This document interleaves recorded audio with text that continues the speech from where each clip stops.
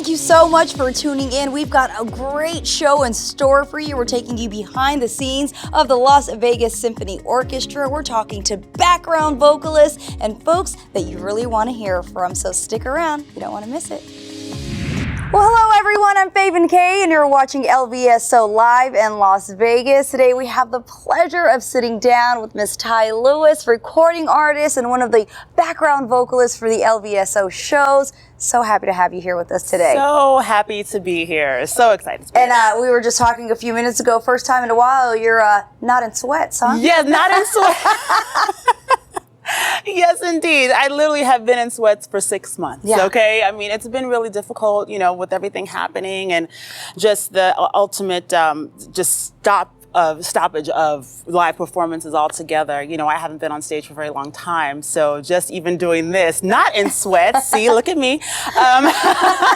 Lovely shoes, and I got heels on. Yes. So yeah, we got all dolled up and dressed up for this. So this is really, it's really a pleasure. It's really we nice. Appreciate it. Yes, indeed. My pleasure. Yeah, so let's talk a little bit about how we got to this point. How did you get your start in music? Oh boy. Well, Forrest Gordon, no, I'm kidding. It's been, I've been singing since I was very young. I actually have my mom here. She can attest to, say, 2 years old. And then just from there, started singing in church, started just doing like live performances around town. I'm originally from California, Pasadena, California. So I started doing shows around town in LA. And then once I moved here, I just, decided that I wanted to pursue a career as an artist and as a performing artist. So I did shows on the Strip and things like that. So yeah, and of course with LVSO, which has been such a pleasure, such an honor. But yeah, it's been great. It's been awesome. So when did you know what, this is more than just a passion, this is going to be a career for me? I had no choices. Actually, my parents had no choice.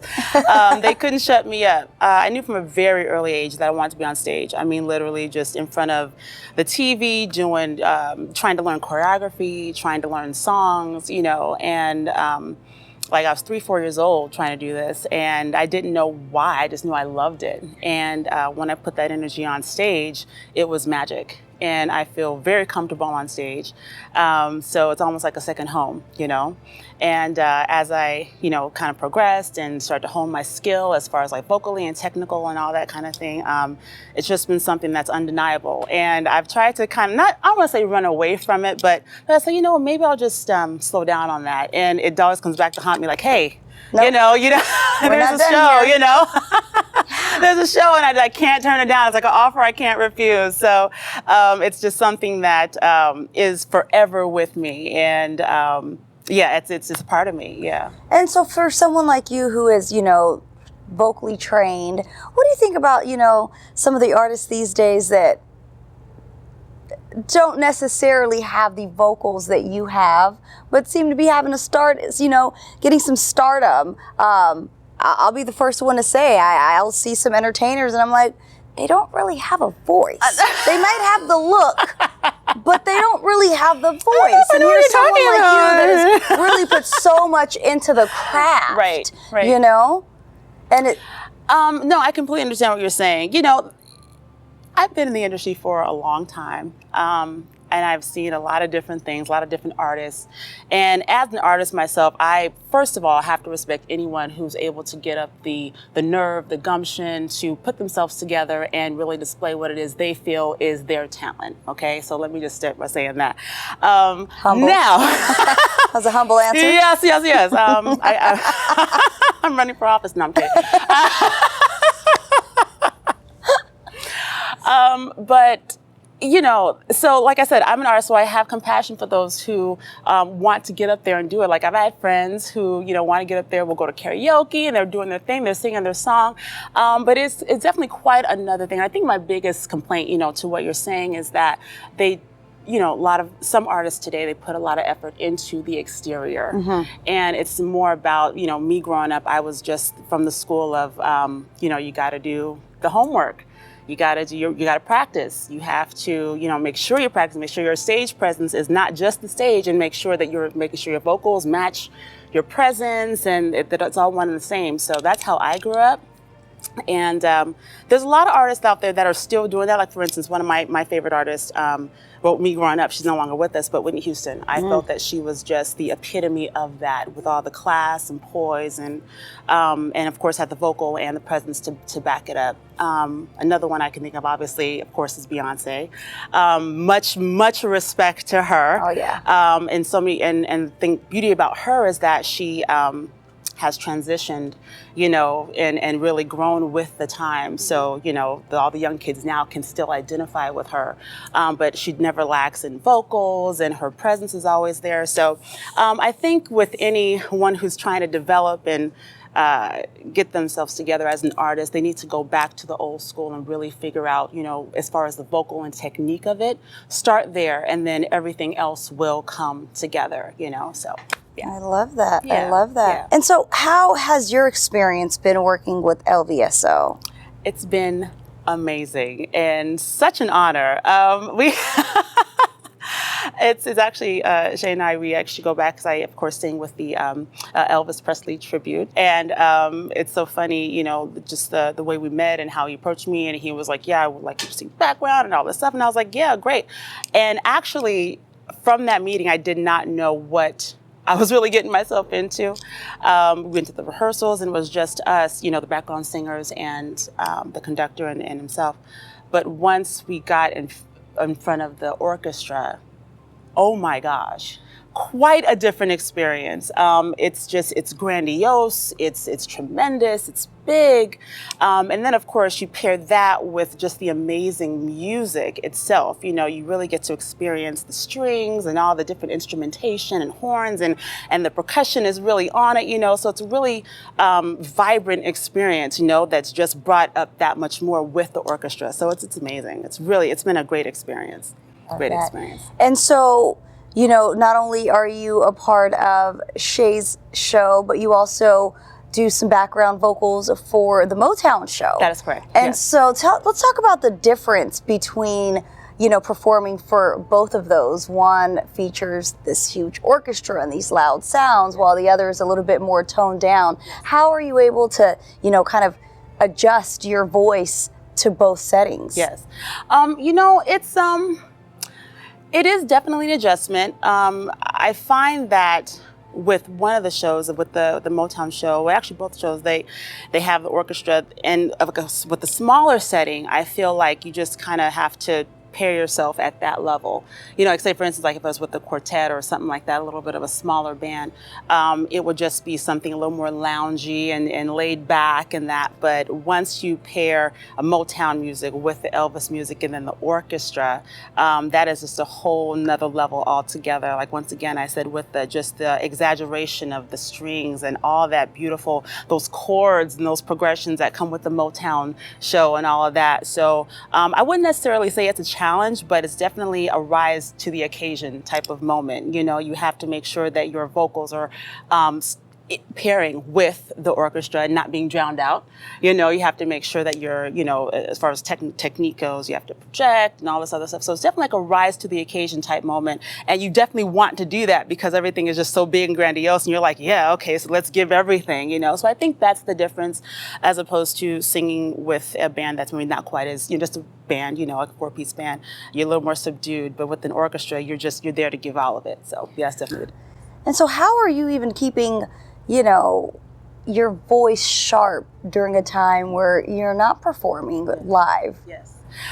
You know, let's go back to the sweats. So, you know, it's just one of those things where you just have to say, okay, remember, I'm still an artist and I still love to do this, you know, because I'm not going to fabricate or anything like that, you know, as an artist. Preparing for a show, it is a lengthy process. You know, you have the rehearsals upon the rehearsal, and then once you just don't have anything in it anymore, it's like, you know, now what, you know?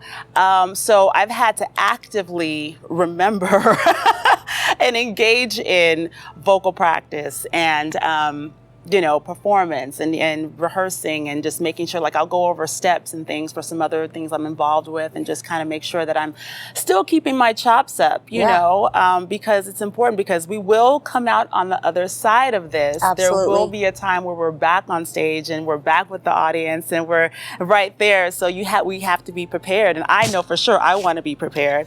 That's the challenge now, is to really stay sharp and to remember that, there will be a time where we get back on stage. I want to be ready for that. Absolutely. And you can practice in sweats, right? And practicing in sweats, that's what we do. Yes. Stop a thing. It most certainly doesn't. It's actually quite comfortable. I don't know if I'm bringing sweats to the stage. It's a whole nother show.